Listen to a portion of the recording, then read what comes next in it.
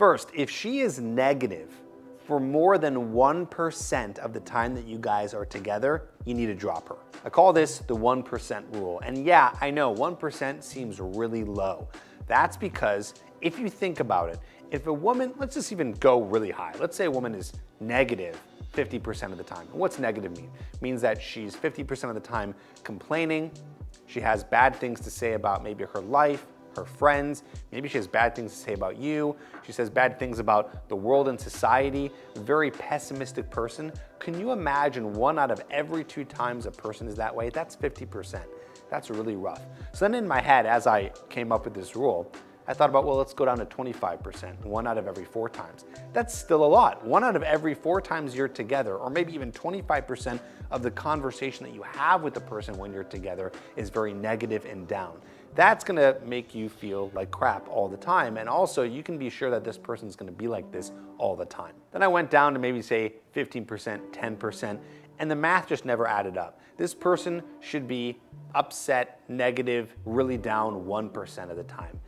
If she is more than that, that means that there's something going on in her life. There's something going on with her personality that's making her always be negative. We just don't want to surround ourselves with people like that because it's going to cause more trouble down the line. Next, and sort of related, is unhandled emotional issues.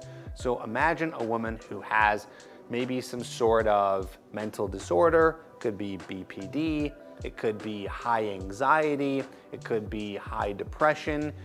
You know, I try to be fair, and I like to say that those people who have those things, maybe even you might have some of those things. You know, as long as those are handled, that's one thing. That means that you're seeing a psychologist, you're on the right medications.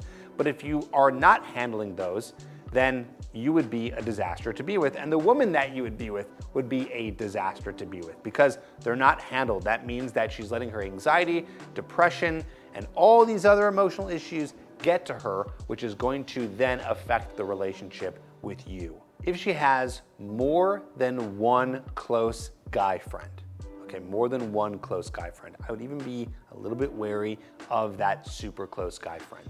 Why? Because naturally, I've seen this many, many times, I'm even guilty of being the guy friend to girls in the past. More times than not, those guys are usually interested in that woman. So is that a problem that he might be interested in her, and if the girl's with you, that she might cheat on you and be with him? No, not so much. She had her shot. He's clearly in the friend zone. She's with you. Okay, so if there's no worries of her cheating or being with that guy who likes her, what's the problem? The problem for me is the fact that she's not an idiot, and she knows that that guy, or all the guys that she's really close with, at least a few of those like her. And I think there's something wrong with that. I think that that is almost a little bit off-putting and maybe even rude to you.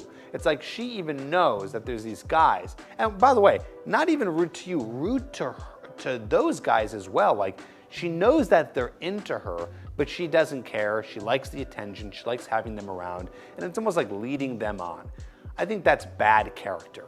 And we don't want to be with women who have bad character and would do something like that. Because if she's going to do something like that, I'd be afraid that she might do something with her bad character in the future that might actually affect you. It's sad that those guys are in the friend zone, and I've been in the friend zone in the past. Maybe you're in the friend zone now. We can help you get out of the friend zone. I have a course called Hooked, which you can check out at getherhooked.com. It's an 8 to 10 hour course that teaches you how to never be in a situation where you have girl friends that you're just friends with and always be the lover that women are actually attracted to. Check out that course at getherhooked.com. Drop her if she has any hate or distrust for men.